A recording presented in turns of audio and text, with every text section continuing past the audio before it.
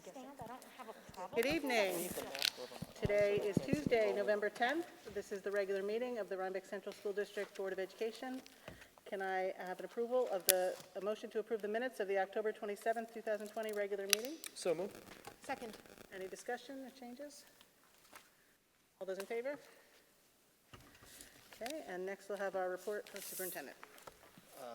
Okay, so the first item that I want to bring to the board's attention is, in the means of a report, is that we are monitoring all of the dashboards. There are a lot of dashboards that we have access to that track the amount of active cases in both the county. There's one for any address in our district, as well as all over the state. And we have weekly meetings with the health department to go through all of that data. And there is a noticeable increase in the local, the county statistics statewide. So there have been some shifts in terms of the zones that the governor had talked about, the new zone approach with the yellow, the orange, and the red. We do have some colleagues in the lower Hudson superintendents group who are in those yellow zones. So they are in that process where they're doing 20% testing for the students. So those are areas where in the county, we need to be prepared for all of those types of contingencies. But more importantly, it is re-establishing the importance in the community of maintaining all of those healthy practices that we've been promoting. So I sent a communication out to families with the holidays in my mind of like having them avoiding any unnecessary large gatherings. Many of these cases, these little clusters of cases, are coming from gatherings. So I think we've done a good job of communicating the importance of face coverings. I think we need some reminders to all once they leave the buildings. I think in the community, I think you're seeing some stamina issues with some of those protocols. But the biggest one, in addition to just saying social distancing, I think we have to target the gatherings. I think there's a lot of increased anxiety in schools everywhere with the holidays coming. So in preparation for that, I have asked each of the buildings to make sure that we are able to provide learning in a remote setting, which means one, that the LMS system that we are using is integrated into the classroom space, so it's something that people are familiar with. So it's not like the first time we're seeing these LMS, the learning management systems, is when we go fully remote. So in anticipation, making sure that we can do that. And number two, make sure that we have a solid schedule in place so that there's no question, should we go fully remote. To me, that is important because then it gives us a lot of confidence to know that we can make some proactive decisions to do that if we are given indication that it would be advisable to do that, to know that learning would continue through that.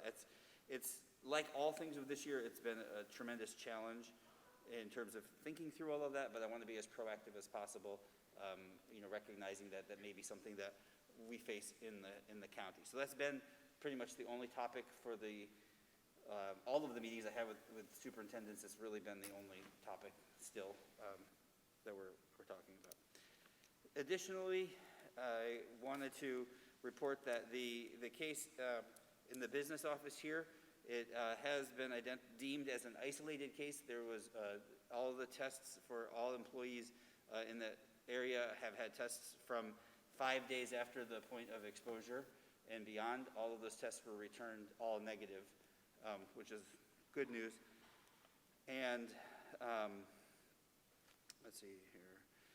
One little update for the board about athletics. There's a lot of things that we find out at the same time the community finds out. So the governor and the state association had made some announcements. So low-risk sports are approved. So that means in our situation, something like swimming would be considered moderate risk, but pools are not providing access, so that is a challenge and unlikely to occur. And then basketball is considered a high-risk sport, so that will not begin, with interscholastic competition. It's extremely unlikely that it would start on November 30th because there's a whole series of steps that have to occur before that happening. There is going to be further guidance coming about that. The section had a meeting today with some proposals, but that's going to be dictated at the state level. Let's see here. And then I just wanted to make another further commendation to our faculty.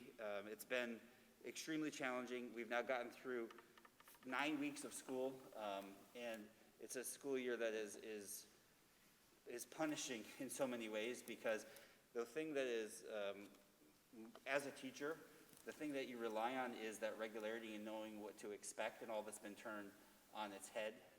So that is something that we continue to be challenged by, and I try to show the appreciation as much as possible. The district has a lot to be proud of because of the work that they've done. So that is all I have for my report.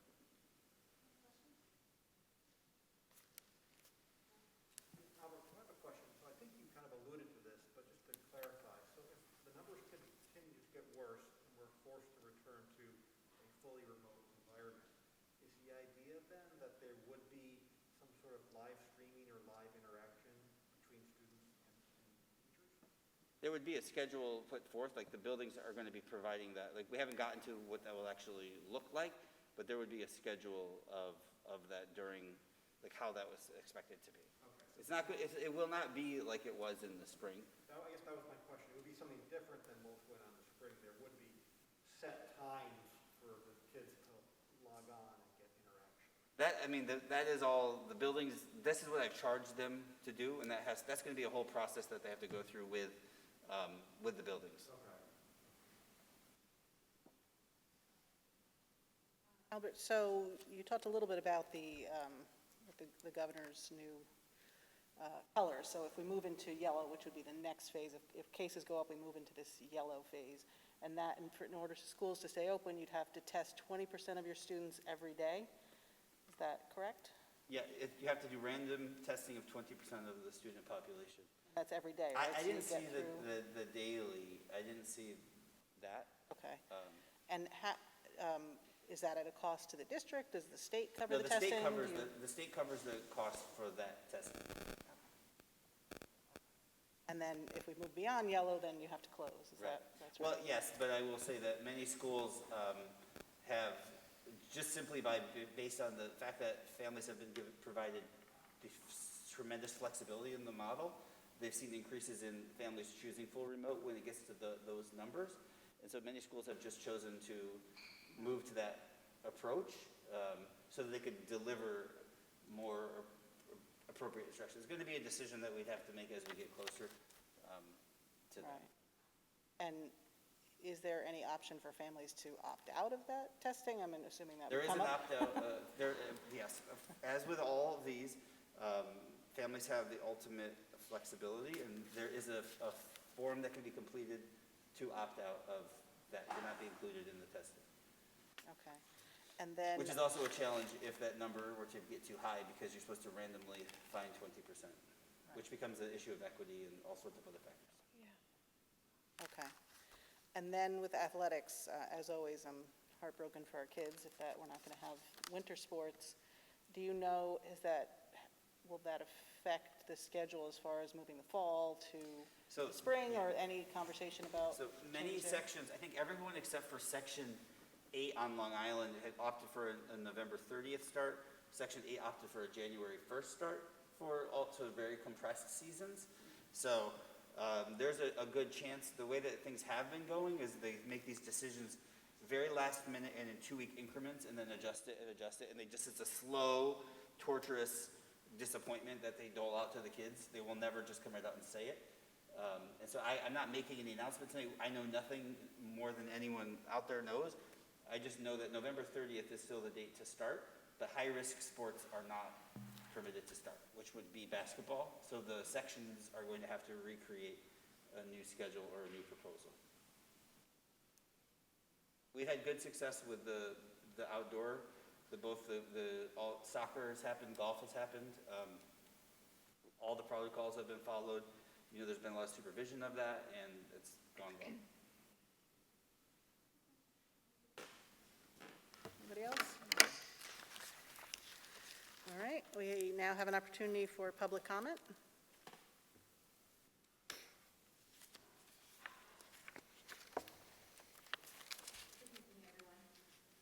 Very familiar, some not so much. How are you? My name is Chantal Collins. I'm a 5th grade teacher at the elementary school. I have a comment from myself, and then Katie Torres, who could not make it here tonight, due to childcare issues, asked me to read a letter from her as well. I hope that's not a problem. I'm sure you wonder what's going on when you see a group of teachers arrive at a board meeting. I know I don't attend very often, besides the occasional retirement to promote something that's going on at CLS or at times during negotiations. I would always prefer to be at home rather than speaking in public. However, I feel compelled to speak to you tonight because I'm deeply concerned for my colleagues. I've taught in Rhinebeck for 24 years and have never seen people so overwhelmed and disheartened. Some of that is normal for the times. COVID has upset every single one of our lives in varying degrees. I'm very proud that our school, led by the new superintendent, was one of the only elementary schools in the area that opened on time, and we got our students back into the classroom. I cannot describe the feeling of finally having students in person, of seeing their eyes peeking out over masks instead of into a camera at a Zoom meeting. Suffice it to say, it filled my heart, and it continues to. There's nowhere else I would rather be than in school teaching. I know that all the planning for our return was well intended, but I also know that it's not working for the vast majority of teachers at the elementary school. On paper, the schedule doesn't look too bad, but in reality, there's not enough time in the day to get everything done. Anyone who has taught knows that you bring work home or you work late at school, and that's given during a regular school year. But when teaching remote and in person, they're two totally different animals. The way you teach online, both live and in video, is different from teaching in a classroom full of children. So the job has now become two jobs with no additional time, and every evening and weekend is spent trying to catch up or stay one step ahead. I hit a wall at the end of September, but because of the age of my students, I teach 5th grade, and because I have a co-teacher, we were able to have students attend live classes. But it was really only successful when 2 of the 4 who were remote came into class. It's still time-consuming, but it's bearable. And that's not an option for many classrooms, in a large part due to the age of the students. Right now, the model is untenable. We are all trying to find solutions, but we keep hitting walls.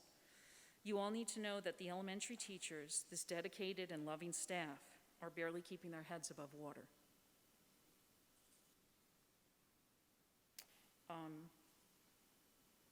Katie Torres is a kindergarten teacher in Rhinebeck. She said, "Dear members of the Board of Education, first I want to thank you for all that you do for this district. I know that you all put a lot of time and energy into making the district what it is, and I'm very grateful for that. I apologize that I'm not able to be here in person tonight. My father's having surgery today, and I need to be there and with my children and my mom. For those who do not know me, my name is Katie Torres. I'm one of 3 kindergarten teachers at CLS. Please know that I'm not writing to complain, nor do I feel angry. In fact, if anything, I'm more than grateful to work in this district. I've known that I wanted to be a teacher since I was very little. Teaching kindergarten has been my dream since high school. I've always been someone who is very passionate about all I do, and especially with the littles. I give you this snapshot because I want you to know how truly happy I am to work here in Rhinebeck, or Disney World. That's what I call it. From funding provided to students for top-notch education, summer study grants to continue to learn and grow, administration who consistently support and encourage our growth and ideas, amazing colleagues who inspire and share the same passion and collectively work, to wonderful families that will do anything to support their child's education. I could not ask for a better job. Keeping all this in mind, I'm writing to ask you for help. For lack of a better analogy, I'm drowning. I'm trying so hard to tread water and keep my head above, but with all that is happening right now, I just feel it's a matter of time before I can't stay afloat, and it's not a good feeling. I know that no one expects us to give 100% of our effort and energy to both our remote students and in-person students, and I've heard that it's just not possible, and we have to dial it back. But how? Don't they deserve my best? If I'm asking them to do their best and push through these tough times, don't they deserve mine? With all of the new restrictions, we are constantly looking at how we teach and trying to adapt lessons to fit in the current restrictions or to make them work. As a member of a co-teaching team, we reflect and adapt lessons daily for in-person and then have to do it again for remote. We're trying to keep our remote and in-person students as close as we can, curriculum-wise. If we have to transition fully in or fully out, making it fluid needs to be possible. We are recording 4 to 5 videos daily to keep lessons short and provide remote students with breaks and make the curriculum fun and engaging. We are consistently looking at what they turn in and do and make sure we review or reteach anything that didn't go well or give them feedback in their learning. We're trying to host morning meetings and connect with remote students at least 3 times a week and have them come to live instruction in the classroom the other 2 days to build bonds. In addition to this, I'm in ICT room, which means that I need to converse with my co-teacher because I'm not teaching all by myself. We need to talk in order to effectively co-teach, and I need to meet with my colleagues to make sure we're on the same page. But we have no common prep, so we meet after school or at night on the computer. I also have 3 small children. My oldest is 9, my youngest is 3. Trying to create a balance that has been very difficult and something I work tirelessly on every day.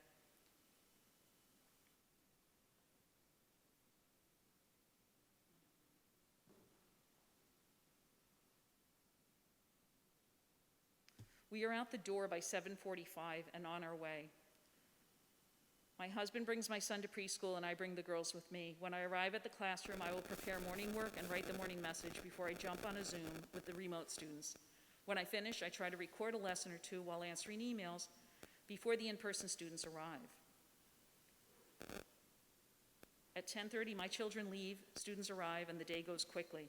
At lunch, I often answer emails and check in the work on Dojo.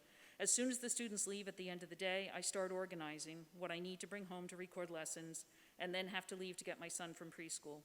Between 4:30 and 9, I switch hats, cook dinner, help my children with their homework, read to them, and do the family thing.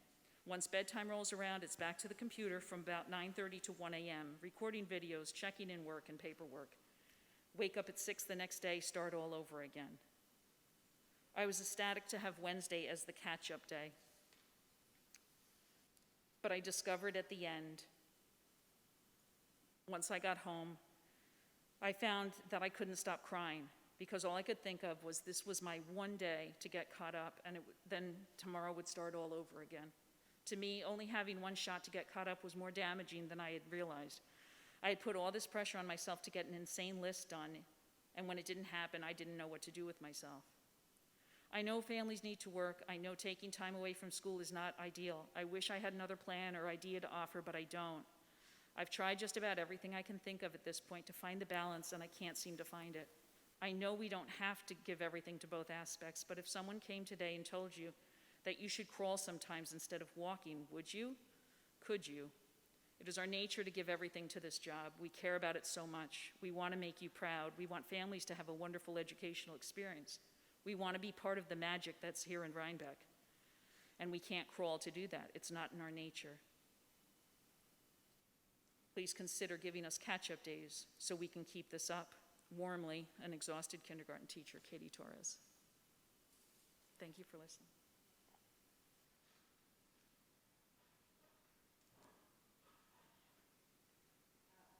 Good evening, everyone.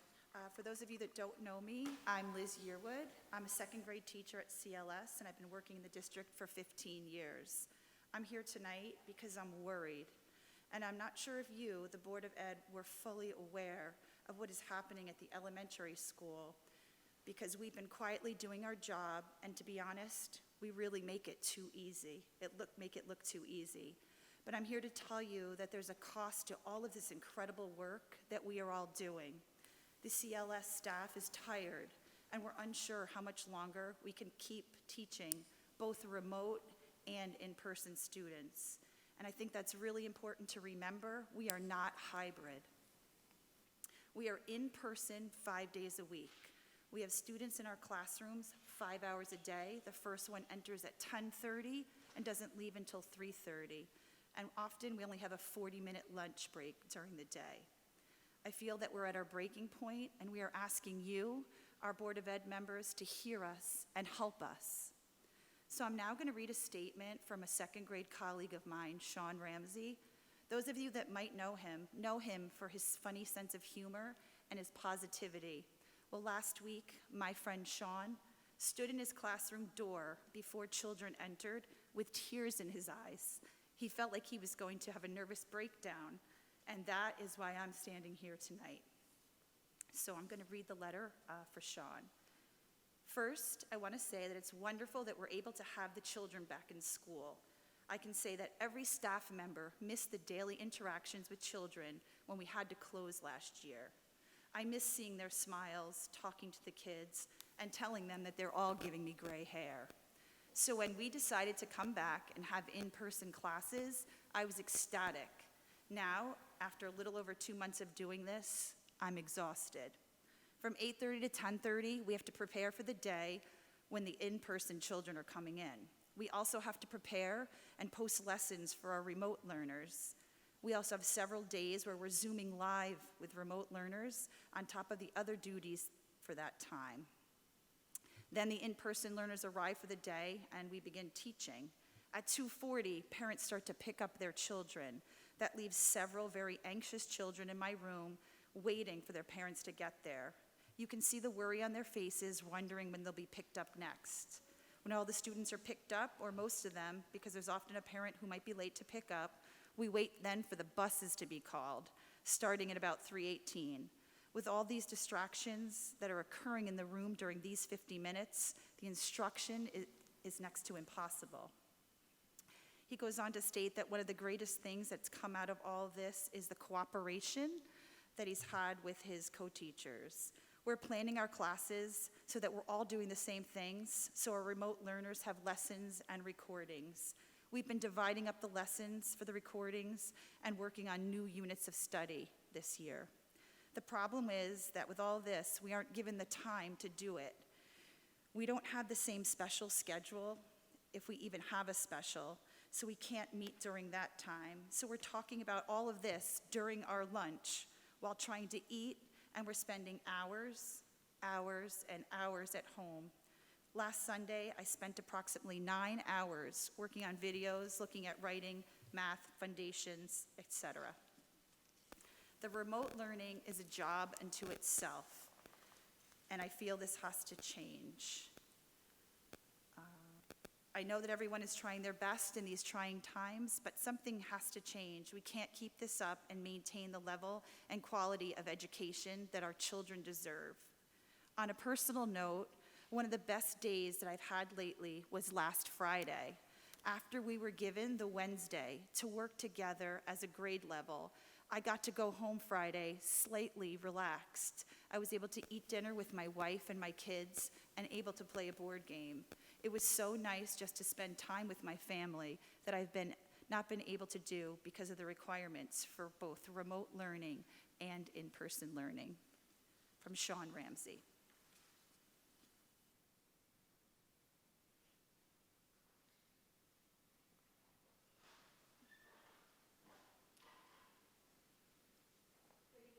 I'm Erin OBrien. For those of you who don't know me, I'm fourth grade teacher at Chancellor. I've been listening to my colleagues and I'm so touched, but it just rings to me how much we're asking for help. I got an email from a parent yesterday that brought tears to my eyes in a positive way. It really reminded me why I do this job, why I come in every day, and why I'm about to tell you what one of my days looks like.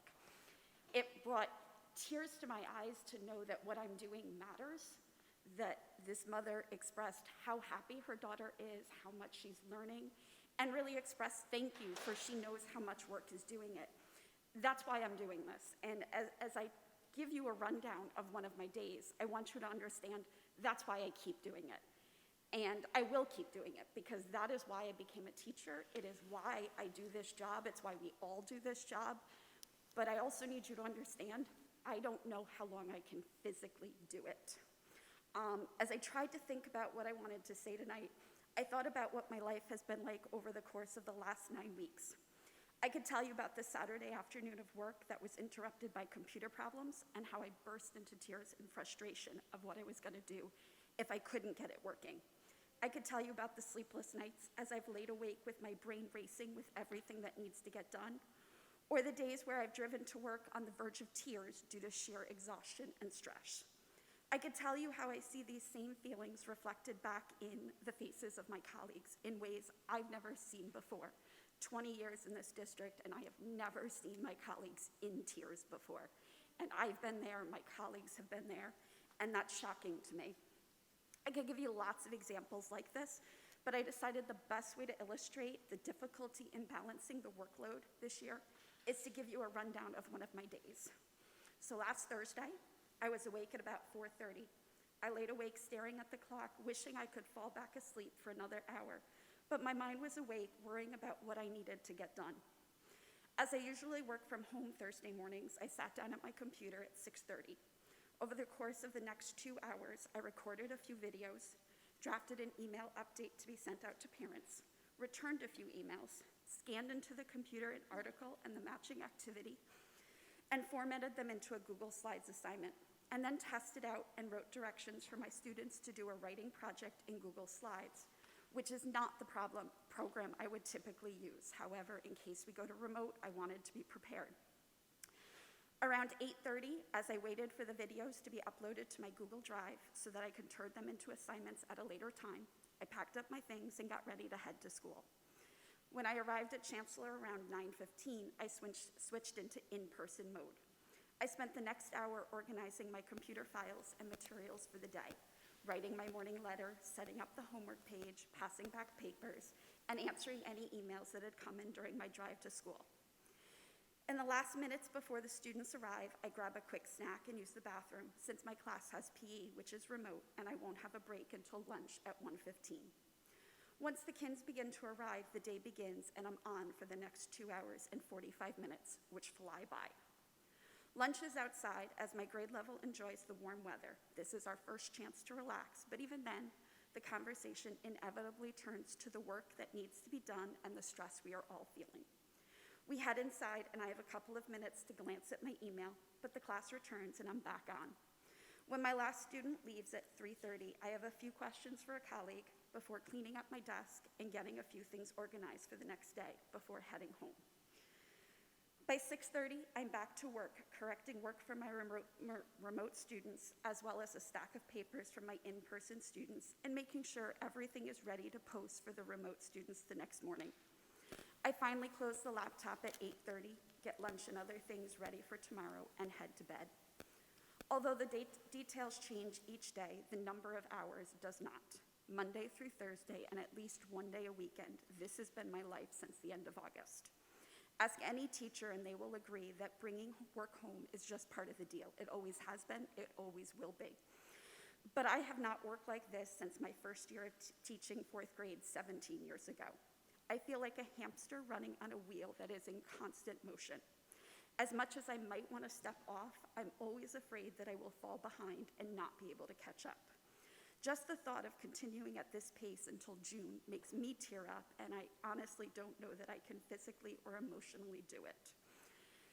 I wish I had a solution. I know there's no easy solution. I understand our role in the community, and I want to be here teaching these kids. But the best thing I can come up with is time. Give me time to do the quality job that I want to do and that I expect of myself. Give me the time to do my job and also have a job or have a life outside of my job. I really appreciate the hard work everyone has put into this, but I really hope that we can make some changes that really help myself and all my colleagues. So thank you.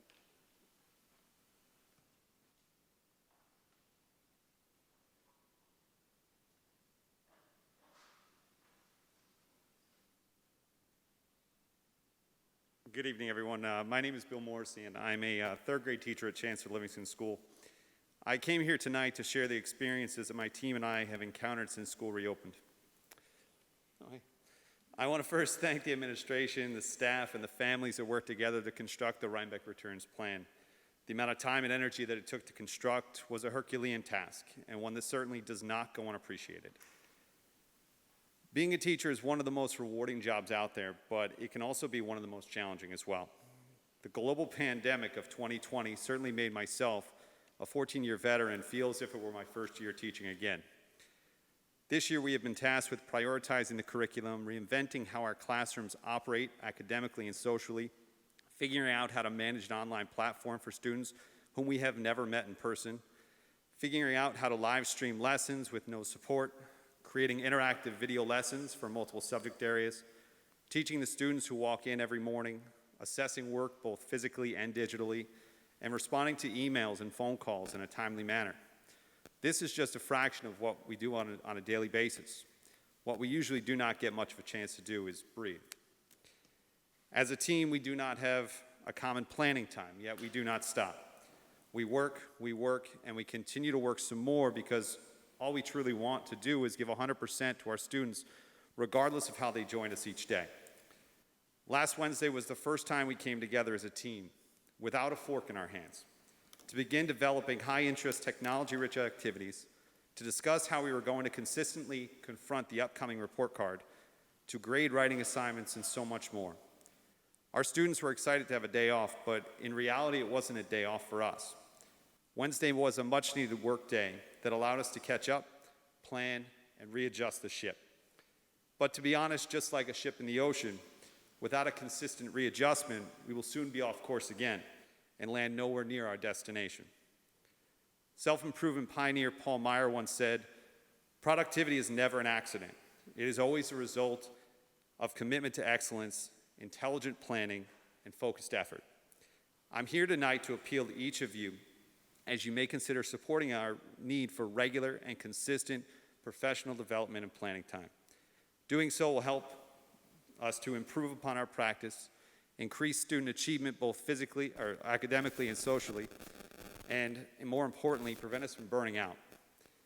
I'm a teacher, but more importantly, I'm a father to two amazing children who deserve to have their daddy not working each and every night in an effort to feel caught up. Truthfully, I do not want to shirk either responsibility, so here I am, asking for your help in procuring that much-needed time to do so. Thank you.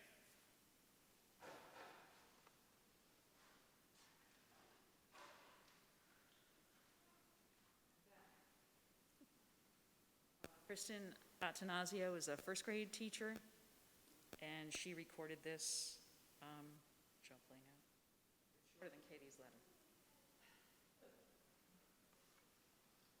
Good evening, board members and superintendent. My name is Kristen Atanasio, and this is my 8th year teaching first grade for the district. Tonight, I wish to share with you some of the hardships that we are enduring at CLS this year. My colleagues and I are being asked to do the impossible every day. We are being asked to educate all of the students on our roster, both in person and remote, 5 days a week. Currently, we are each doing these 2 jobs because it is in fact 2 different jobs, and it is taking us double the time to prepare. However, I myself feel as if I am unable to give 100% to either group of students this way, which is a hard pill to swallow, no matter how many times I've been told to just do what you can. With this model, there is the constant push and pull between planning for in-person students, planning for remote students, recording lessons for remote students, teaching live to remote students, teaching live to in-classroom students, and having all of the materials prepped and ready to go for all of the above. Within the given 2 hours in the morning, I find myself constantly wandering from place to place in my classroom, grabbing materials for filming, while remembering what I still need to prep for the students who will be walking in the door, all while getting ready to meet live with my remote students. It feels like much more than just 2 jobs in one. As a type A, super organized person, it is still hard to remember what has been taught to who and what assignments are for which group, since they often cannot be the same. For this reason, I question myself all day long and have to refer back to 2 different plan books to determine the answer. Some days I feel like I'm at the brink of insanity. I can feel my mental health wavering, and I see this look of feeling exhausted, overwhelmed, defeated, and purely stressed out on my colleagues' faces each day, and I can tell that they feel the same. Contributing to this hardship is the fact that not all work for an elementary child is easily turned into a lesson for remote students, and many activities or assignments are not developmentally appropriate for elementary students to do without the direct guidance of an educator, not a parent. We are planning 2 sets of lessons and activities in most instances. One solution that has been proposed to us was to live stream with our remote students while teaching a lesson in front of our in-person students. As a primary teacher, I found this solution not only developmentally inappropriate, but also quite laughable. A classroom full of 6-year-olds requires the full command of a teacher. First graders are inquisitive and needy. They require direct instruction, redirection, reassurance, and tons of continuous support and reteaching to be successful. My full undivided attention needs to be on those students right in front of me, not on bouncing back and forth between a screen and a student at a desk. And just the same, my remote students deserve time when my undivided attention is focused on them. So as you can see, I do not view this as a solution at all. I urge you to help us by offering a true solution to the workload that we face and the pressure that we are feeling. While this may sound like a rant to some, this is the true life of a teacher at Chancellor this year. It is grueling. We did not choose this model, but we are the ones who are experiencing the mental and physical consequences of this choice made by the district to not designate separate remote teachers this year. With this, I urge you to help us find a true solution. It is my opinion that we either need to move to a model with designated remote teachers at the elementary level or be provided with much more time to manage this workload. Thank you for your time.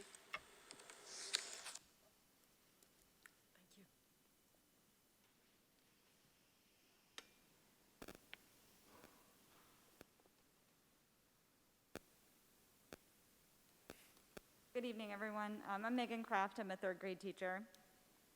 I hadn't planned on speaking this evening, but throughout the day today, I felt compelled to share my experiences so far in an effort to advocate for myself and for my colleagues. To say we are struggling with the increased workload this year would be an understatement. We are teaching both our remote learners and in-person students 5 days a week, which is basically doing 2 jobs in the time allotted for one.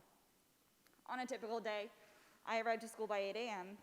I spend the morning hours connecting with remote students, creating lessons, recording videos, filing paperwork, grading, prepping for my in-person students, managing my learning platform, emailing parents and colleagues, trying to schedule meetings, and the list goes on and on.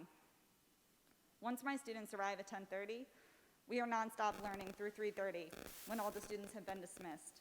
Half the time, I only have one 40-minute lunch break, which often serves as the rushed meeting with my grade level as well. The other half of the time, I get another 30-minute break for specials. That is not consistent, only 6 out of the 12 weeks in our specials rotation that I use to provide feedback for the remote learners that have turned in work that day. In order to stay connected with my team, we have a group text that usually goes on between the hours of 8:30 and 9:30 at night, weekly, as well as on the weekend, after our kids are in bed. We were able to have one unhurried team meeting on November 4th, that given planning day.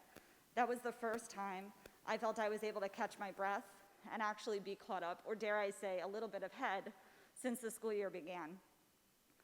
I'm here tonight to bring our struggles to your attention and to advocate for more planning days to help us balance this increased workload. If you were to walk the halls of CLS, you would think everything is fine. That's because my colleagues are amazing professionals who are pulling it off and making it look effortless. What you won't see is that when we have the time to have a 5-minute conversation behind a closed door, the stress behind everyone's smile, and the tears that well up when you just ask, "How are you?" We are not okay. To see the colleagues who I look up to and always have it together be so stressed is deeply concerning. Because we are professionals, we are doing our jobs and we're doing them well. What is suffering is our personal and family life. I have 3 young children, ages 8, 6, and 1, who are missing time with me because of the amount of work I have to do at home. I fall asleep many nights when I'm putting them to bed at 7:30, and then I have to get up and do another hour and a half to 2 hours of work before I can go to bed. Not to mention the hours I put in on the weekends. I'm struggling to support my children in their remote learning and just to be mommy and be there for them. I'm so proud of the work our district has done with our reopening, and I think we have been doing a fantastic job of supporting our students and their families. However, I do not feel that the teachers have gotten the same support, and our mental health is at stake. While I fully understand the reasoning behind having our students in school 5 days a week and the childcare concerns that could surface with more planning days for CLS teachers, we also need to consider how effective a burnt-out teacher will be. Our students deserve to have us at our best. If we are this burnt out now and have been already for a few weeks, I can't imagine how we can make it through the rest of the year. Our current schedule is not sustainable, and I sincerely hope that we can work together to modify our schedule and give us regular planning days to help give us the time to breathe. I want to do the best I possibly can for my students, but I also want to be the best mommy I can be for my children, and I feel it's unfair to my family that I spend so much time away from them just to stay afloat with this new workload. Thank you.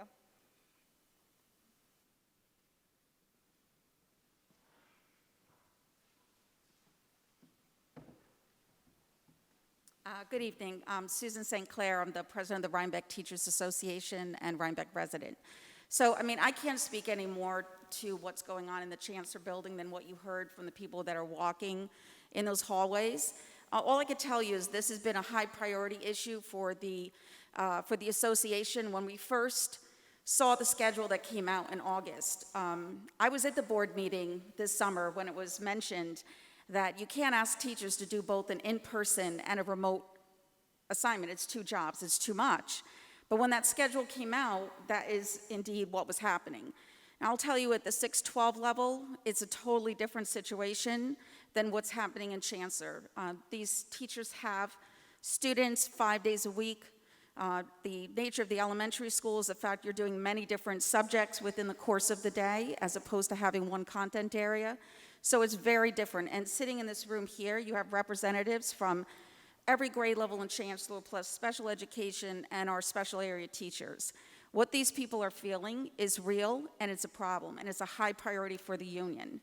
We started talking with the administration in August when the schedule came out. I will say we've had some good conversations about that. And so at first it was, well, let's see how it works. So we agreed to do that, and within the first week of school, it's not working. This is not working. So then the concept of the live streaming came up, and there were teachers at the elementary school that tried that, and they spoke to that. Here, for many grade levels, that's just not developmentally appropriate. In 5th grade, it definitely gave them some relief. So great for 5th grade. It was almost 3 weeks ago now that when Superintendent Cousins and I sat down, and we then talked about what's the next iteration, what are we going to try now, because something has to be done. Again, this is for the union a high priority. And we talked about the idea of having remote teachers in dealing with kindergarten through 3rd grade, and maybe 4th and 5th could do live streaming. Well, that's been almost 3 weeks since that discussion has happened, and while Mr. King is still looking into it, I said to Mr. Cousins, we still need to do something, though. We can't keep waiting. The date on the 4th was a great help for the teachers. You heard them speak to it. I believe also the administration heard that was such a great relief. But I will tell you, the union's first solution here is to look at a remote model, having teachers that are dedicated remote teachers. If you look at what's going on in most of our concentric districts, for example, Red Hook, they have dedicated remote teachers so that teachers aren't doing the job of 2 different teachers. Barring that from being able to occur, because we're still waiting to see if that is a model that the principal in the elementary school can get behind, then we would look for a professional development day at least every other week for the elementary school. Given the fact of how this is impacting the teachers, we can't burn these people out. If these people are burned out, that's not going to help the kids. And I think our community would fully support understanding if the teachers needed a professional development day every other week to be able to just, I'll use some of the words that were used before, just to catch their breath. So just want to make the board aware, do appreciate you taking your time and whatever discussion this would lead to. And I know that the teachers in this building would be so appreciative if we can come up with something, and we need to do something ASAP. Thank you very much. I just want to thank you all for being here tonight. Thank you for sharing your stories with us, and we appreciate you being here, taking the time, and I just want to let you know that we appreciate everything that you do for our kids and our community as well. We're going to move on now. You've given us a lot to think about. We're going to move on now to our independent audit report.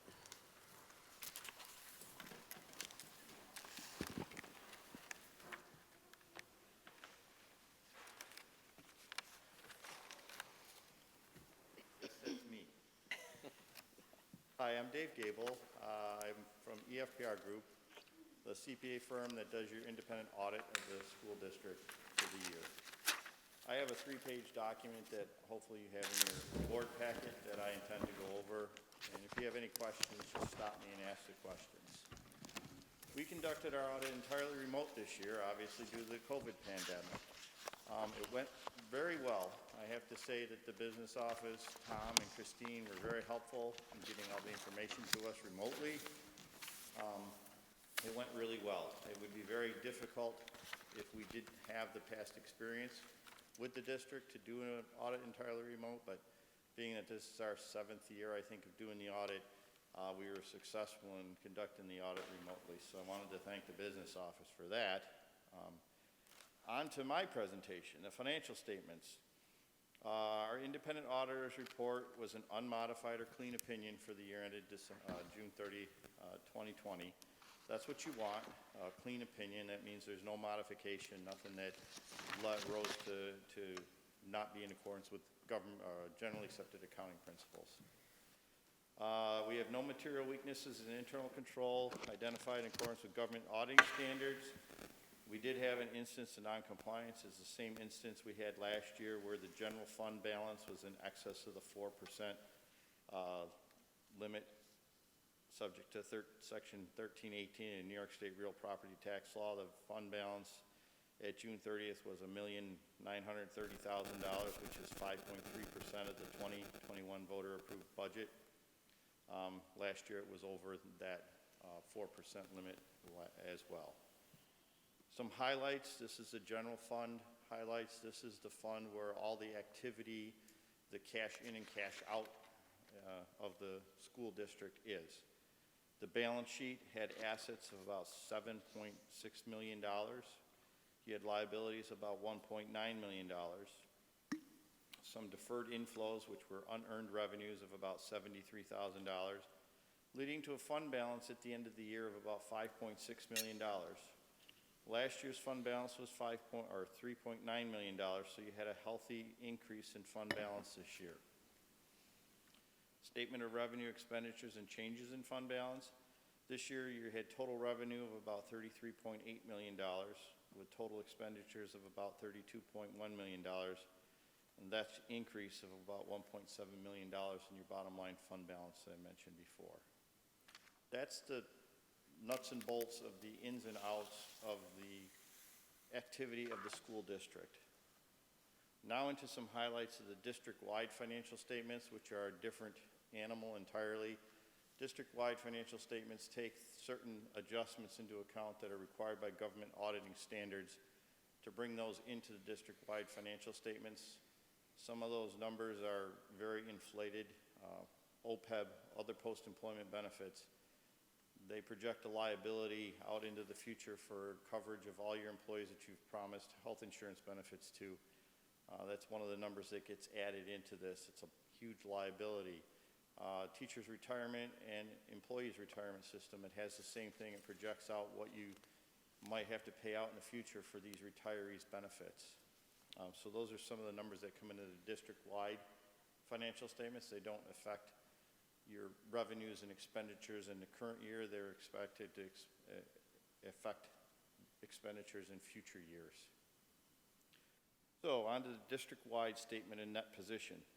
You had assets of about $45.3 million. Of those assets, cash was about $14 million. You had capital assets of about $28.3 million. That's all the assets of the school district, the buildings, the equipment, everything. And you had a net pension asset. The teacher's retirement system is well funded. You had an asset there. Your share of the state's asset was $1.9 million. Then there's some deferred outflows. Those are things that you defer and expected to pay into the future. There was $38.5 million in deferred outflows, $8 million of which is related to pensions. And then other post-employment benefits was about $30.5 million of deferred outflows related to that. Liabilities were about $214.5 million. In those liabilities, you had bands or bond anticipation notes of about $12.2 million. You also had bonds payable of about $11 million. In the future, those bonds will probably be converted to bonds payable. You had a total other post-employment benefit liability for future health insurance benefits of about $184.7 million. That's one of those huge numbers that I said that comes into account in district-wide financial statements. That's a number that you're, in all reality, you'll never pay. You're going to pay it as you go. Every year you budget for the retirees' benefits and you put it in your budget and you pay those benefits each year for those retirees. But if, in theory, if you shut down today and covered all those retirees until they retired, it'd supposedly be $184 million, which is a crazy number. And that's all done by actuaries. They do discount rates into the future and healthcare cost trend rates into the future to come up with these numbers. Then you had deferred inflows of about $2.8 million. Related pension-related amounts were about $2.7 million of that $2.8. Then you had a small amount of unearned revenue of about $100,000.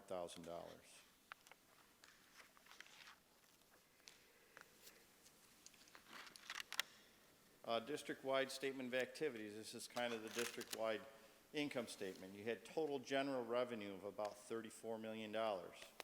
Charges for services were about $240,000. Operating grants of about $789,000. Total expenses were $48.5 million.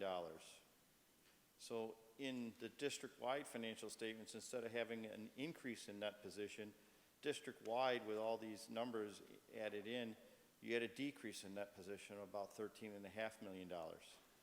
Again, if you take out all those future liabilities for other post-employment benefits and everything, you're back to that positive increase in net position. The district continues to record the long-term liability for those OPEB benefits. Actuarially determined amount was $184.7 million. Implementing the GASB 68 a few years back for the TRS and ERS liabilities for the retirement systems. Currently you had $1.9 million assets related to TRS. Those assets are controlled by the state. The state holds those assets, invests those assets on behalf of all the teachers for their retirement.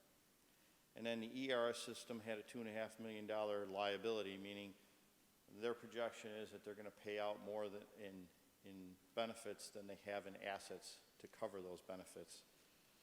That may be an indication of your pension contribution rates for ERS going up in future years. The biggest thing is the other post-employment liability. If you take the liability for other post-employment benefits, the liability for the pensions, the related deferred inflows and outflows for those, they all net to about $151 million in liability, which is really the entire cause of the net position deficit of $133.5 million in the district-wide financial statements. Without that, you're positive almost $20 million. Does anybody have questions? I know I'm kind of going through it fast. No? Okay. It did have a couple management letter comments. GASB 84 is fiduciary activities. This year you have a report on extra classroom activities. Next year, extra classroom activities will be rolled into the regular government fund statements. That's a change that GASB put forth, so you will see a change next year. And next year's presentation is that will be part of the general government fund financial statements. It will not be a separate report. GASB 87 is coming up a couple of years down the road. It involves leases. It shouldn't have any effect on the day-to-day operations, and we'll work with management to implement both of those standards appropriately. And then on to what I call a report to the board. This is just language that our profession, the accounting profession, allows us to say to the board. This is where if there was any issues that we needed to inform the board as responsible for overseeing the district, this is where we would tell you there are issues. There are no issues in this report. It's a standard boilerplate report with standard language that the profession tells us to inform you about. Just some highlights: significant accounting policies are described in Note 1 to the financial statements. we look at accounting estimates in the financial statements and determine that those are reasonable. Accounting estimates involve useful life of capital assets. Accounting for the pensions, the ERS and TRS, we look at those amounts provided by the state and see that they're reasonable in relation to the calculations that you provide to the state to come up with those amounts. Compensated absences liability, that's an estimate of what you're going to pay your employees for compensated absences that they've earned. We look at those estimates and make sure they're in accordance with the union contracts and that those estimates are accurate. Those are some of the estimates that we look at. We did not have any difficulties in performing our audit. Management has corrected any misstatements noted during our audit, and I don't believe there was anything that was of note in misstatements, a couple small adjustments, minor things. We did not have any disagreements with management. We did have that one finding in relation to the district's assigned fund balance or unassigned fund balance was in excess of the 4% in accordance with New York State law. And then there are supplemental schedules and information in the financial statements, and we look at those and compare them to the financial statements and underlining accounting records and determine that they're reasonable in relation to the financial statements taken as a whole. And that really is what I have for you guys. If you have any questions, feel free to ask. I know. Just for the record, no difficulties with the remote audit? No, it actually went very well. We have what we refer to as a share file. It's a portal that allowed the business office to take any documents that they had, if they weren't scanned already, to scan them and drop them into the file, and then we looked at them. So any testing that we would do on invoices and purchase orders and all that, we requested that information to be loaded into that portal, and it was just like looking at it sitting at the table in the conference room. So it went very smooth, and I have to say, we started this way back in March. In the first few audits were a little trying, but we got pretty efficient at it, and it really helps, I think, that your district switched to the Envision software, which has a lot more flexibility and a lot more ability to have those invoices and purchase orders actually in the system. So it was a lot easier for the business office to just drop those invoices into our system rather than having to pull it from a file cabinet, scan it, and then send it to us. So I think it went really well. So, thank you. Yes. This is my 4th year of hearing such a report, and I was thinking about it and how, I just kind of take the whole section of these huge theoretical liabilities and I set it aside in my brain, basically, as like, okay. But I'm wondering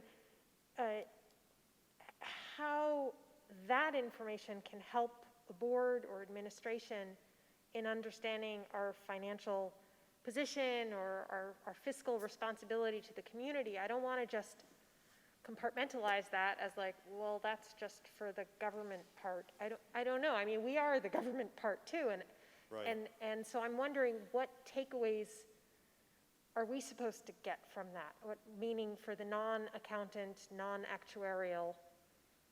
Yeah, that's a good question. It's just, like you said, it's a huge number, and to compartmentalize it and set it aside is kind of what you have to do, but you really want to be aware that it is out there.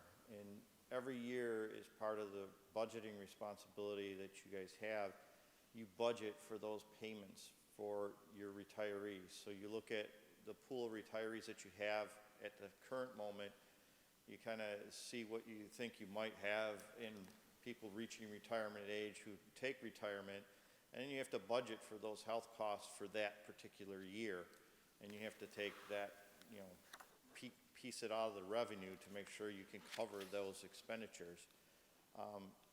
And you pay it as you go, and unfortunately there is nothing in the law or anything that allows you to fund that. Like with teachers' retirement and the employees' retirement system, you actually fund that every year. You give money to the state takes it and invests it and tries to make sure that there's going to be that money there for those retirees when they retire. And with the other post-employment benefits, there's no way to fund that right now, currently.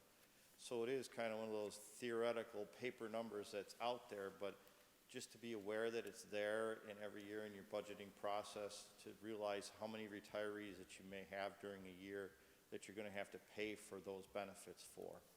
And when you negotiate those contracts with the unions, to realize that that's a very large number, and the more that you promise to pay on the back end when they retire, and the longer people live, the bigger that number is going to grow. And it is kind of a meaningless number because you never, unless the district folds, and even then, where are you going to get the money to pay that? It's not going to happen. It's just it's a number, and like I said, the actuaries use all kinds of formulas because they project how long people are going to live. They project who's going to stay in the district until retirement, because it's, you hire a teacher today and they've got the same benefit promised to them when they retire. So they have to project, is this teacher going to make it all the way through to retirement age or not? So they have all these projections, and then they project, well, how much is healthcare cost going to grow over the next however many years? So they project those rates, and the numbers are astronomical. And yours is not any worse than any other district that I've seen. I got a district that their projected liability is over $1 billion. Yours is only 184 million. Imagine a $1 billion number, and it's the same thing. It's like, how are we supposed to take that into account? It's difficult. Just realize that all the contracts that you negotiate and those future benefits, that's what the number looks like. And it's only a projection. It's an actuary kind of throwing a dart at the wall with some history and growth rate and expected lives, and with people being able to retire, after so many years of service and being quite, young actually, and living a quite long time, those benefits really add up. Is there sense to be made of it if we were to compare our total liability with comparably sized districts? Does that kind of... There is. I mean, we do a lot of school districts across the state, and your district is probably the only one I have that's your size, but I know that my colleagues have them that are your size, and the liabilities and the deferreds are all, they're huge. They're all in that neighborhood. I know Tom, I was talking with Tom, and he said that he's having a different actuary take a look at it this year coming up. He wants a different person's eyes looking at it, and maybe they'll see something different and the numbers will change. But I do know that one of the things that affected the computation this year was the actuaries dropped the discount rate. And every time the discount rate goes down, the liability goes up. So they dropped the discount rate this year by, I think, a percentage, and it changed your liability by, I think it was 133 million, now it's 184 million. So it changed it by $50 million by changing the percentage point and discount rate. So it's crazy. Thank you. Yes. So under where you have factors bearing on the district's future, there's several items here, and two of them are, general to all districts, unfunded mandates and increased health insurance cost. The technology is specific to our district. I'm wondering about the rising educational cost and the contractual salary increases. Is that something you see as specific to our district being something we should be concerned about, or is that one of the more general things just in education? Thinking that's not in my reports. Oh. Oh, I'm sorry about that. Oh, yes, I've gone too far. Sorry about that. So I'm like, okay, but yeah. Yep, sorry about that. That's okay. I don't have any other questions. Since I went too far on my page. Mine are the financial statements and the history page, and some of that I think is from the business office. Yep. Anybody else have any questions? All right, thank you for being here. Thank you for doing this audit for us. Well, you're welcome. I look forward to working with with Albert. I met him tonight for the first time, and I hear he's a Buffalo native, as you see my face mask, so go Bills. But thank you, everyone, and have a good night, and look forward to working with you guys in the future. And if you do have questions, you know, our phone number's on top of the letterhead pages, and Tom and Christine and Albert can get a hold of us. Just call and ask for me, and I can answer any questions. Thank you, everyone. Thank you. Thank you. On our agenda, we do have the update on the one-to-one computer technology. That is going to be postponed until our December meeting. So we're going to move on, discussion of superintendent's goals. Sorry? Oh, sorry, yep, I went too far. Boy, that's me. So we're going to go back to the board committee report. So this summer, when we met, we decided to try a new committee structure. We had 6 or 7 committees prior. No, I think he's talking about the stakeholder. Oh, the actual for, oh my gosh, all right. Yes, you are. Yes, so start that over. Whitney, cut out all that part. Let's have the report from external stakeholder relations. That's me. We met on November 5th. The committee invited Steve Jensen to attend the meeting to clarify the purpose of the Communication Plan 2020 document. He informed us that the document was initially drafted in 2016 as a guide to the various means of communications to stakeholders within the district. And it's specified goals that the district would accomplish, such as social media presence. At the time, they didn't have any. The committee then decided that we will review it, we'll update it, we'll condense it. We'll continue to use this as a guide to the community and to the families within the school district to communicate information from everyone, from the district, from the administrators, from the teachers, and also how the community can address questions or concerns. We further discussed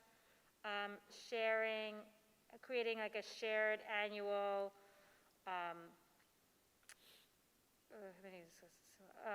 communications, I'll try again. We discussed possibly creating and sharing annually from each building an outline of this performance, the format, the frequency, and the most effective strategies. The school messenger program that is currently being used by the district to provide information to families will soon be shared onto the district website as well. And the district will move towards a more standardized communication platform that will be discussed with the administrators and teachers, that will be shared with stakeholders for ease of information flow.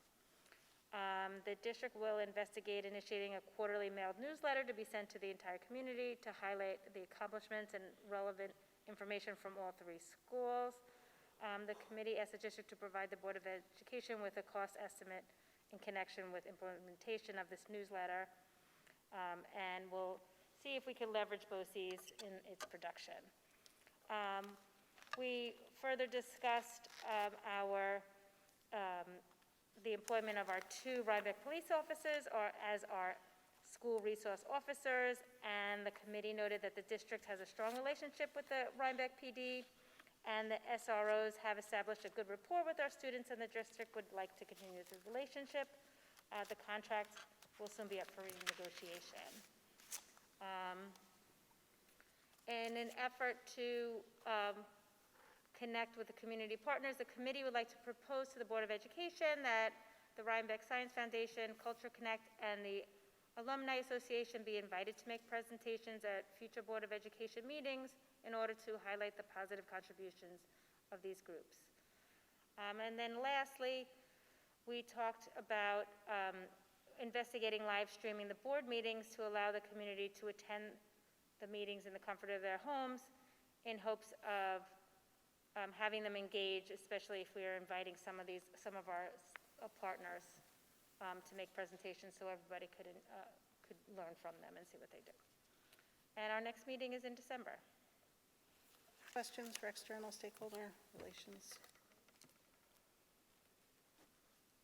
I have a question. Was there any thought about I love the idea of a quarterly newsletter. Was there any thought to doing email instead of, there's obviously going to be costs associated We with. did, actually. And our feeling was that sometimes it's nice to sit with a cup of coffee and something in your hands and actually read it and see it and feel it, as opposed to being bombarded with emails that no one really wants to look at, or they kind of skim and don't pay attention to. So we just thought it would be a nice addition, sort of similar to the magazines that come out, the Rhinebeck Reality magazine, some of the magazines that we do get in the mail.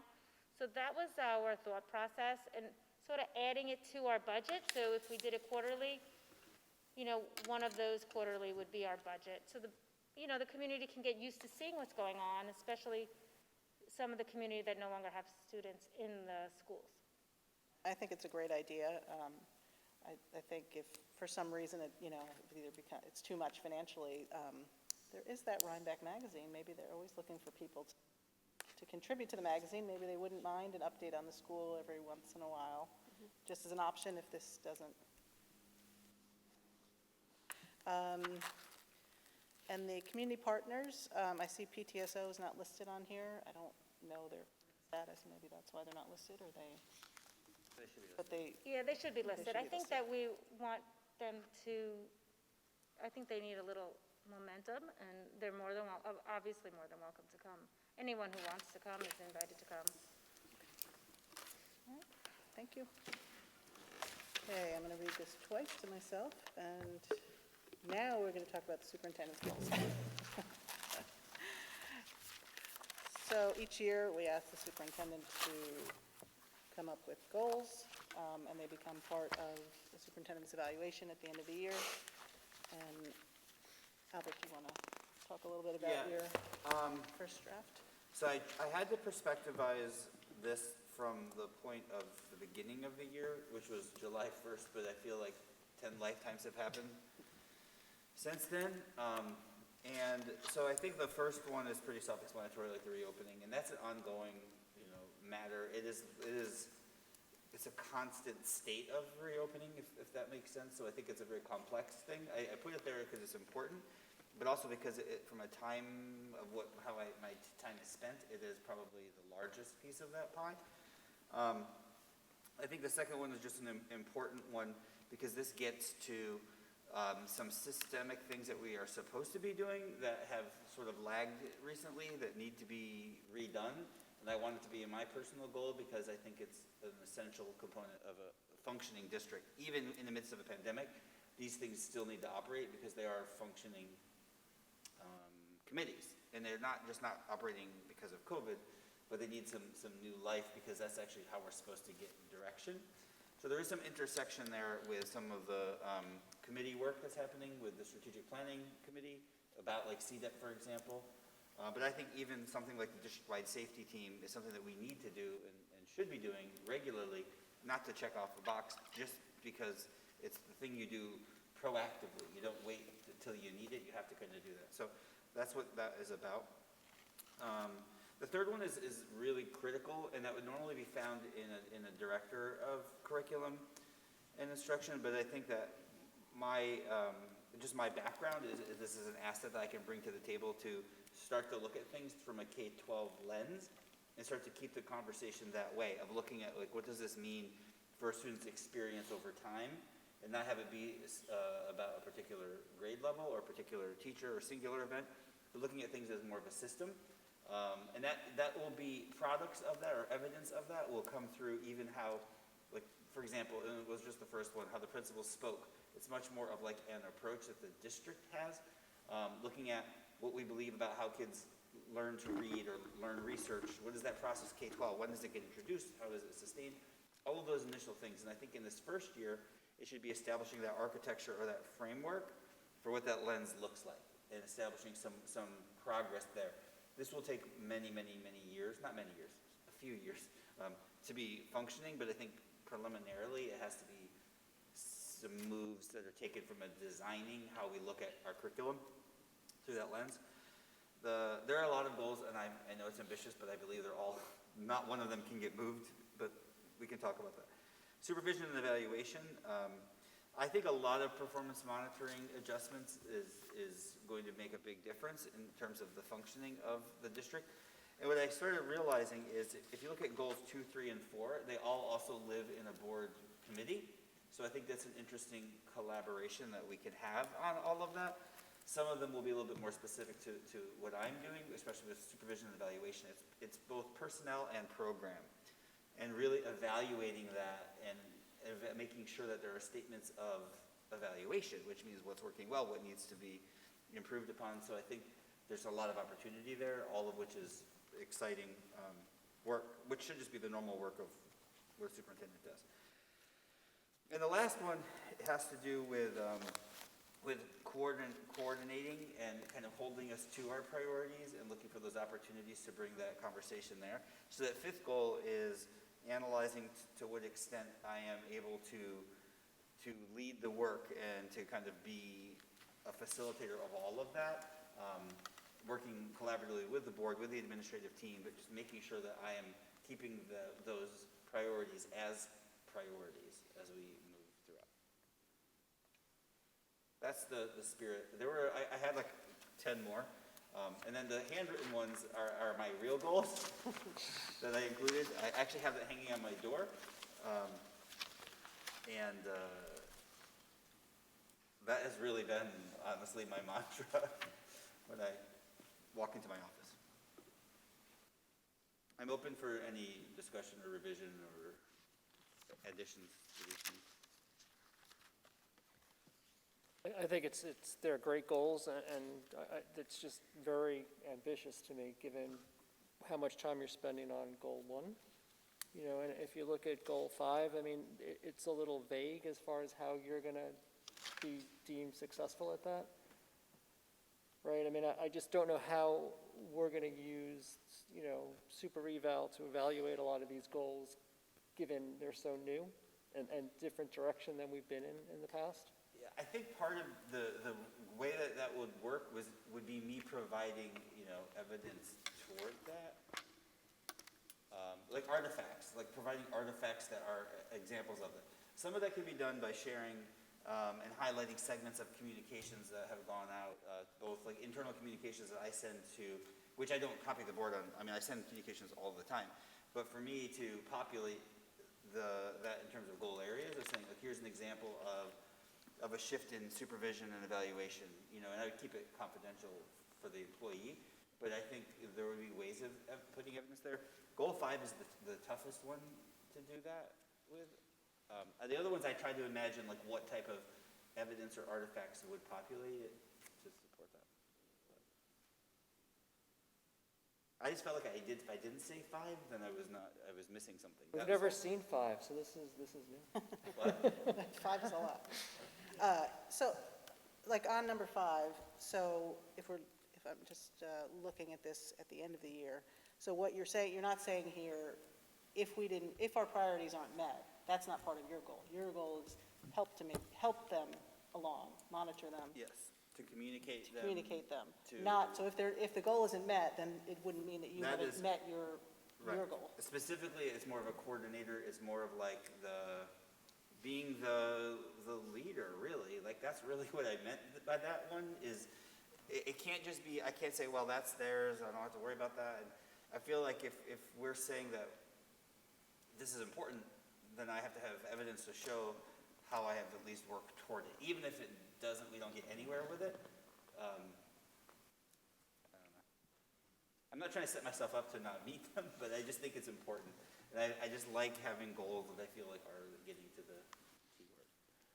I think it makes sense to me that goal 5 would be supported by artifacts of, you know, showing, well, here's what we did to monitor, here's what what role you played in monitoring through coordinating and presentations and reports and things. Here's what you did for communications. You know, I think those can be supported by artifacts. And I think that what Diane said about making a distinction between meeting the goals for the district versus meeting the goal of your providing leadership is an important one to manage those, you know, measurements through artifacts. So, and I just want to say that the handwritten ones really made me smile. So thank you for that, the human touch there. You know, the first one was like, oh, this makes sense, and this is, you know, thought material, and the second one just felt good. So thank you.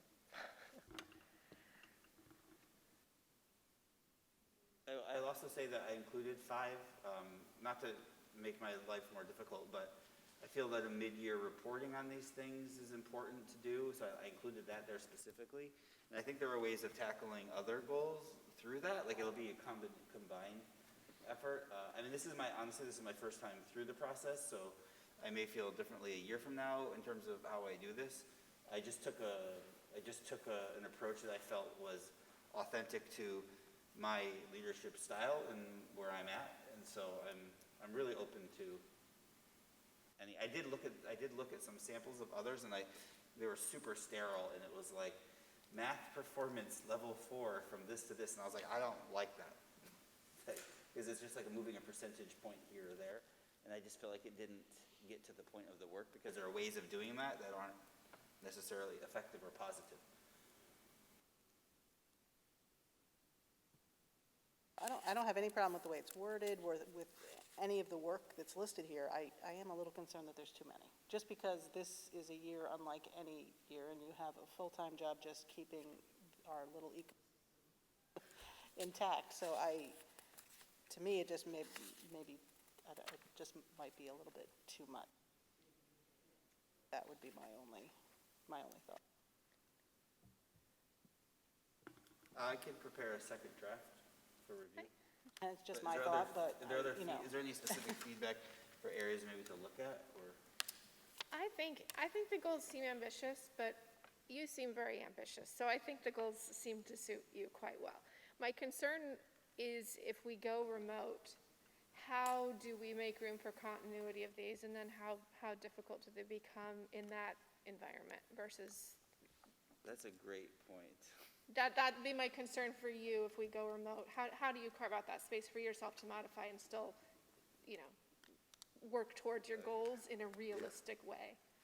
And I just go to plan B, which The next page. well, I think in the past that's come up. There's been years where something will happen that kind of hijacks a superintendent's year. You know, we had the bus crisis that year. And I think when we have our mid-year check-in on the goals, you know, Albert could say, like, we're remote, and a lot of these things are not possible now, or it's changed, so that we don't get to the end of the year and say, well, too bad, you just didn't do this. You said you were going to.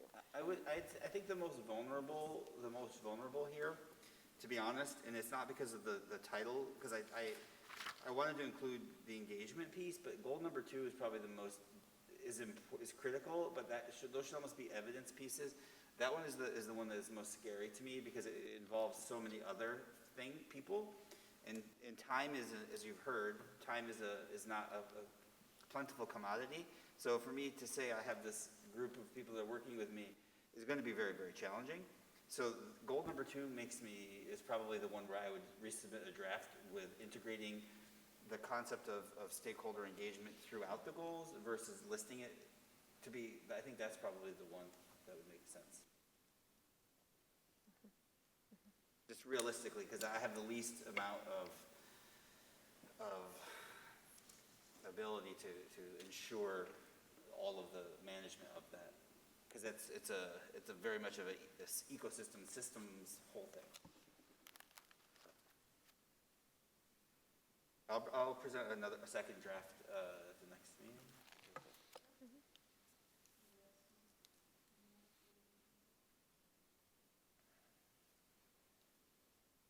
Okay. Thank you for working on those. Okay. So now we'll talk about the board committee structure review. So, as I said before, we met in July and we decided to change our committee structures. We went from the 6 or 7 committees we'd had previously to 4 new committees. We've now had 2.5 months of the committees, so I thought it'd be a good idea to check in to see what you guys think about how it's working, if there's anything that's not working, anything we want to change, if we want to keep going in this mode through the end of the year. I mean, streamlining of the committees has worked well. I don't feel like we're missing anything that we were doing, just at least based on the committees I sat on last year and then this year. So I commend Al for really rethinking committee structure, and from my perspective, it's been very positive.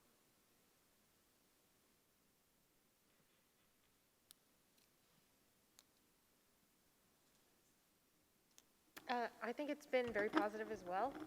It's definitely a shift mentally. I'm used to being overburdened by it, and now I'm not. And so there's a little bit of like, am I missing? Like, I feel less engaged. But when I step back and think, like, no, I'm still getting the information we need. It's just taking up less time, which I think is a good thing. But I also feel like it's still early in the process. I mean, I'd like to keep going with it to see. I don't know for sure that this will be enough in the long run, but so far it's working well. So I'd like to keep going with the pilot program.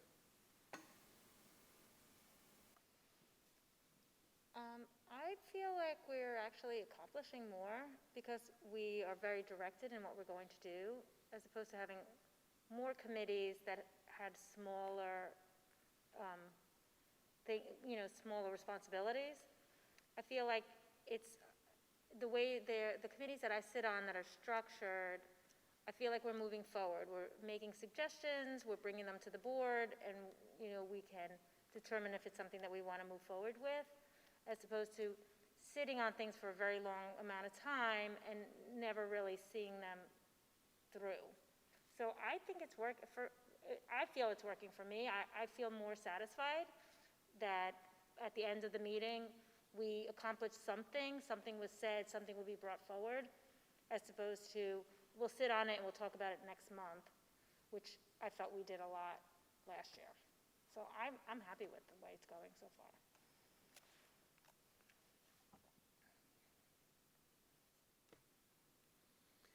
So I really like the new committees. I will say though that I felt a couple times, not every meeting, but a couple times that we're trying to pack too much stuff into one committee, that we're not able to give enough time to some of the stuff that's in the committee. But I like it, so I'd like to study it a little more, I think.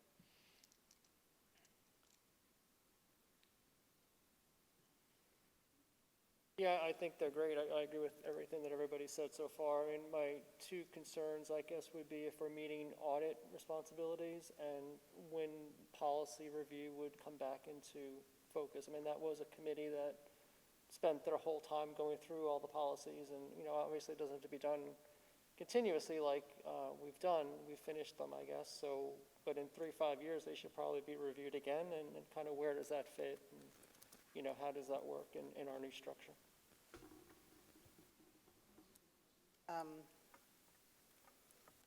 So audit, I mean, before last year, I think audit would just meet twice a year. Well, 2 to 4 times. I mean, there was the internal audit as well, so the audit committee picked something to monitor, and, I don't know if that fits into one of the committees. Is that something, I mean, it obviously came up with. Performance monitoring. Yeah. We just need to explicitly make it as like, this is what, yeah. Well, it doesn't have to be anything financially. I mean, I think your point last time about the guidance was good, and I think that would satisfy that. But that's typically where that would come from. But That committee its primary function should be auditing. That's really what it should be. Beneficial to have like an agenda for the committees, so like some of these committees that have so much, like that one has a lot more going on than some of the other ones, maybe too much going on, like Mark was saying, and some of them maybe agenda, they could say, the committee members, too much for that one meeting, or meet more than once a month, I don't know. I think the one thing that is interesting, it's that the first meeting was just kind of figure out, what does this do? What do we do? And so there was a lot of divergent thinking happening, meaning like these are all of the possibilities. And so I think now some are starting to say, okay, here's where we're at, here's the focus. So I think I think there's part of it is transitional too, and we need to make it, I think an agenda is a good idea, because then we can just kind of make sure that those elements are covered.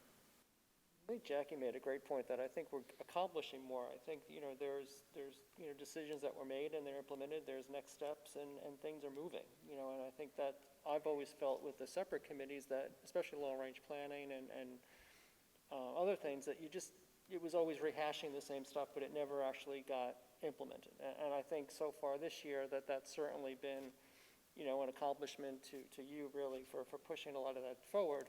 But I think everybody feels some gratification that we're actually accomplishing stuff this year. And I think, that's probably not maybe due to some of the committee changes, but it's obviously due to personnel changes too.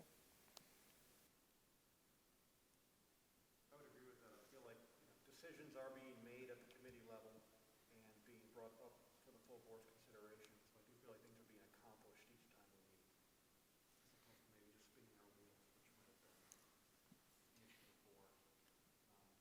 Also, I feel like we had at the last external and stakeholders committee meeting, we met by Zoom, and I felt like that was really efficient. So maybe we just want to think about benefits of in-person versus flexibility of doing Zoom. I thought we had a really robust discussion. I'm not sure how much value is added in person. But of course, whatever way it prefers.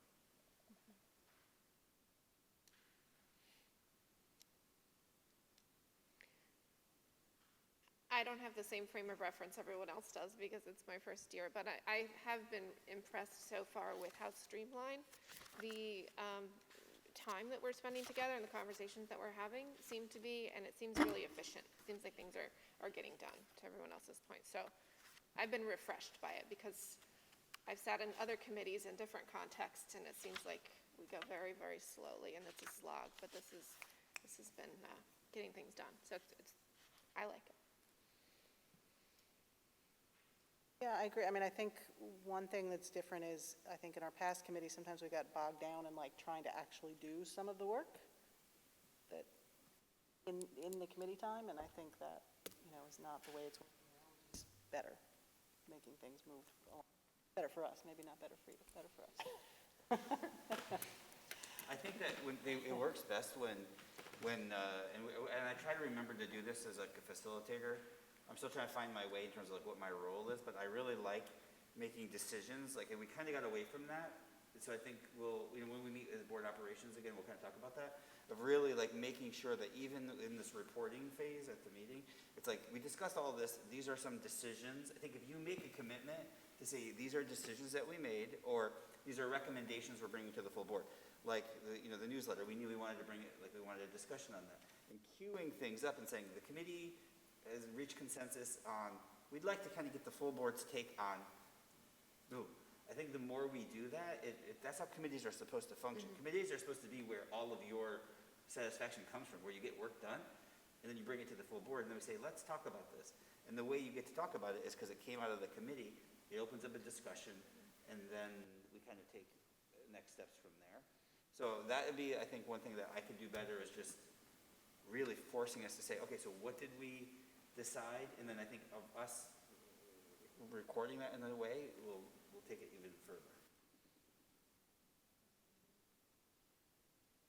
I think everybody trying to do the minutes the same way and get in that same mode. We all kind of have our own style of how we do it now, but trying to get more uniform. Yeah, Diane, I just wanted to ask, so I remember at the beginning of this change when we were talking about how we would report minutes, and that decisions, there were 3 sections, and I know decisions or recommendations and next steps were 2 of the steps, right? And was the first just discussions? Was it discussions, decisions or recommendations, and next steps? Were those the 3 basic? Yeah? Okay. Yeah, and I think that's something when, I know there's an operations committee meeting next week, I think. I think we should review all of that and then just issue out a template that we just say, here's the template, because I think that's what we need to do. And not that there's anything wrong with how it's working, it'll just hold us all accountable to organizing all of that. That's a great idea. I agree. And then it becomes much easier to reference back to the last meeting and see where you stood with things when that last meeting took off and where you jump off at the next meeting. Yeah. But as a superintendent, I feel, I mean, selfishly, they're working, because I feel like I know, I have like direction. I say, okay, here's what we discussed, and it's kind of like this is why I say like many of my goals are kind of parallel with that, because then we're on the same page. It's not like there's my work and your work. It's like our work, and I think it's a really nice place for that to live. Only other comment on this would be, because every time I talk to somebody, nobody seems to know what committee, the name of the committee. I wonder if they could make them shorter. We're all sorry for, like, I have a committee meeting today, which one is, I don't know, it's, I don't know. It could just be planning, Planning. monitoring, and then, That's a good idea. Communications, monitoring, and planning, something like that, yeah. I mean, it's really, one's a planning committee, one's a Unless monitoring. it's just me. One's No, it's me communications too. or. I had to look it up. I didn't know what my committee was in the minutes, and I'm like, what is my committee called again? Someone asked me where something fit, what committee is that, and I was like, oh my, I don't know, I don't know, the one I'm not on. We could just do stakeholders, planning, monitoring, or something like that, but I'll brainstorm. Okay. Okay, so it sounds like we're going to continue in this structure, and then I would just say at the end of the year, we should talk about it again and make sure that's what we want to do going forward, but. All right, now, New York State School Board Association, the business meeting, and the Dutchess County School Board Association reports. That's Mark. Okay, so first, talk about the New York State School Board Association business meeting. That was on October 31st.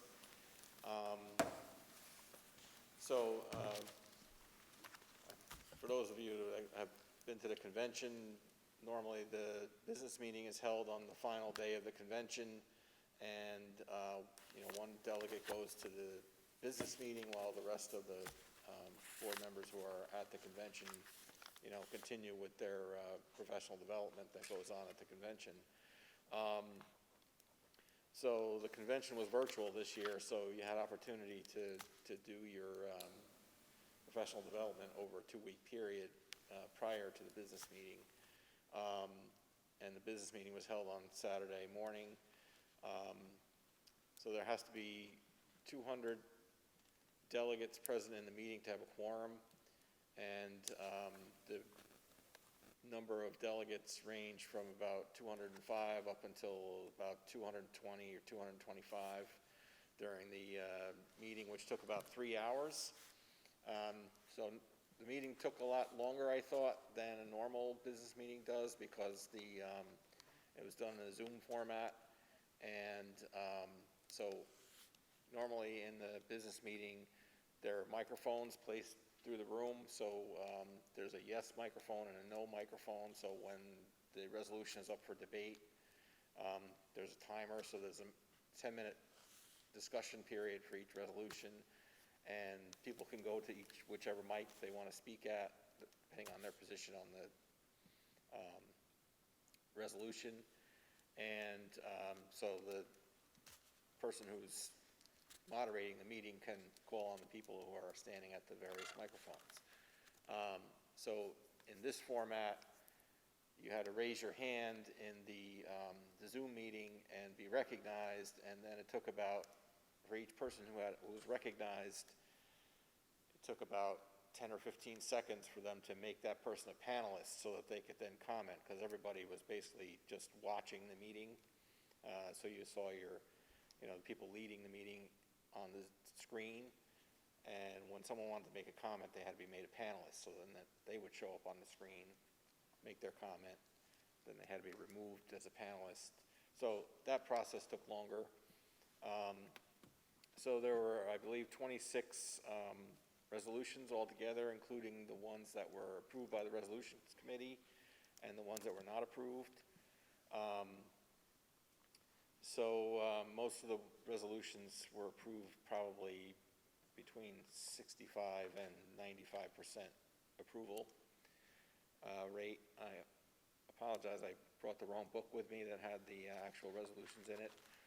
In our packet for tonight is the summary of the resolutions as the results from the meeting. So we got through all the resolutions except for the final one, which is, I think, Resolution 26, which is from Weebatuck, regarding training regarding child abuse. And the quorum was lost, so then we did not get a chance to really debate that last resolution. So, I mean, I thought it went well. As you can see, the summary here shows what the final adopted resolutions were after they were, some of them were amended during the meeting.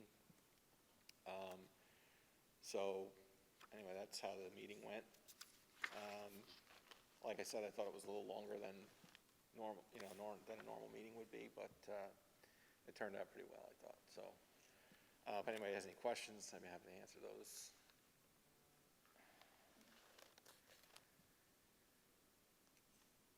Okay, so I'll go on to the Dutchess County School Boards Association meeting, which was held last Thursday. And we had a presentation from the Dutchess County ACEs Task Force. So ACEs stands for Adverse Childhood Experiences. And basically this committee deals with, there was a study done by Kaiser Permanente and the Centers for Disease Control. That study assessed correlations between child maltreatment and health and wellness outcomes later in life. So the more of these adverse childhood experiences that a child goes through during their childhood, the more likely that those children are to develop negative behaviors, alcoholism, smoking, drug abuse, or physical and mental health issues. And so I guess the purpose of this task force is to figure out how we can reduce the amount of adverse childhood experiences that children have to undergo during their childhood. So there is the slides from the presentation are here, and there's a number of videos and things that they showed during the presentation, and kind of fits in with our focus on social and emotional health this year. So we thought we would bring it up here at the meeting. So I'm not sure I'm really qualified to answer a lot of questions about this, but there is a lot of resources here that if you're interested, you can take a look at these.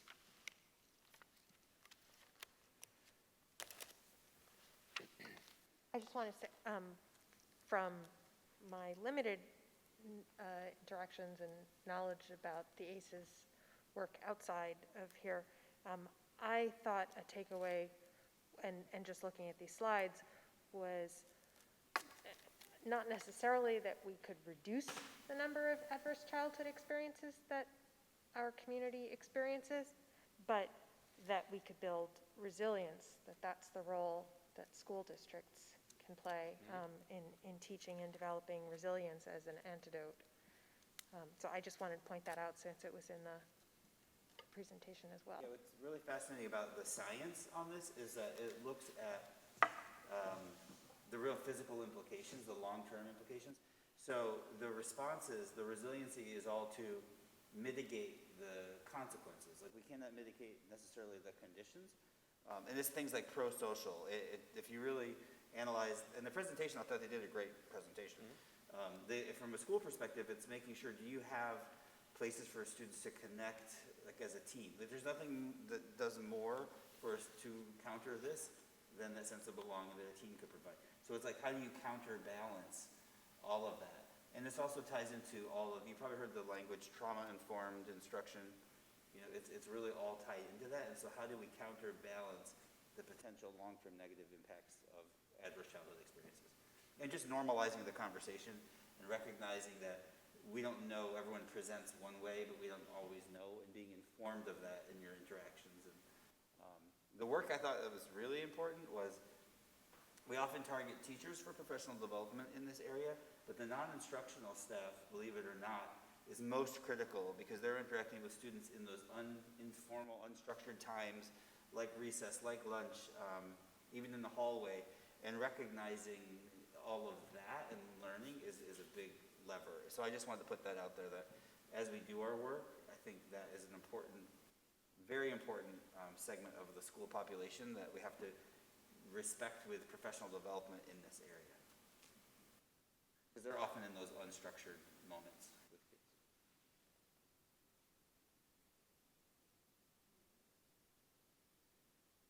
Mark, thank you for representing us as usual. Both of these meetings. It takes a lot of time for. Now we're going to move on to good news.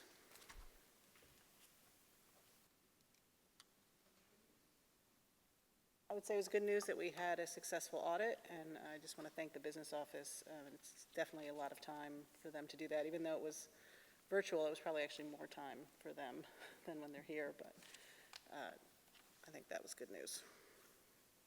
Anybody else have any good news? I would say good news also is that that the case of COVID-19 that we had in our business office, the individual is healthy, and there were negative tests around, and there was no harm done to the business operations. It was all work continued, payroll is being processed, all of that still continued, and it was an immediate remote shift and lots of coordination. Whitney was shuttling out materials to people to make sure that they could continue. So it was a team effort of all of them, and I just am very proud that without any hullabaloo, they just got to it and were able to still function despite that order of quarantine. Well, it's great news that everybody's healthy and well, but I don't know what we would do without them if they. So I'm glad they were able to keep functioning and everything was able to keep going, because like I said, the school doesn't function without the work they do. Old business?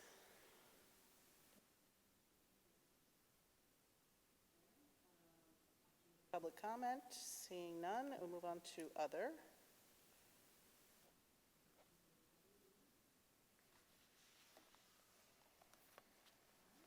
On to our action items. Motion upon the recommendation of the superintendent of schools to approve the following consent items. So moved. Second? All those in favor? Passes.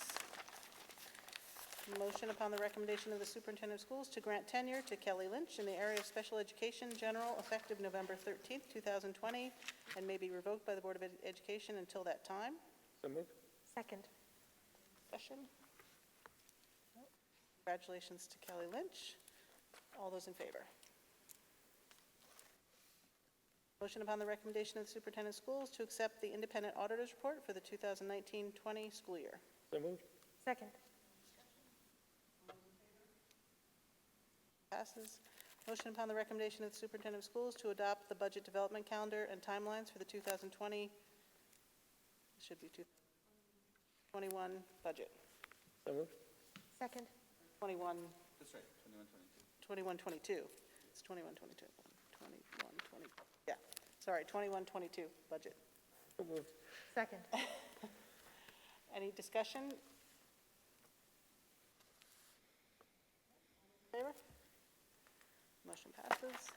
And motion upon the recommendation of the superintendent of schools to accept a donation of $800 granted by the Rhinebeck Rotary Club to support individual recess items for students at CLS as a result of COVID-19 associated protocols and practices. So moved. Second? Any discussion? I just want to thank the Rhinebeck Rotary Club for their generous donation. All those in favor? Passes. We can have a motion to move into executive session to discuss the employment history of a particular. So moved. Second?